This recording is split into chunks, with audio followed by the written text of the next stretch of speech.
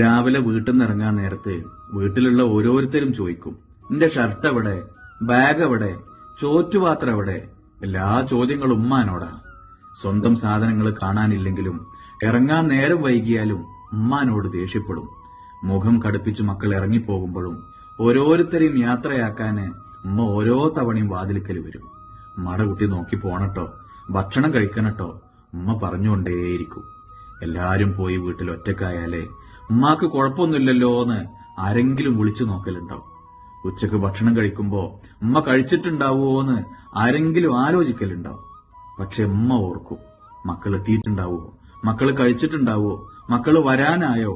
ഉമ്മ ആലോചിച്ചുകൊണ്ടേയിരിക്കും.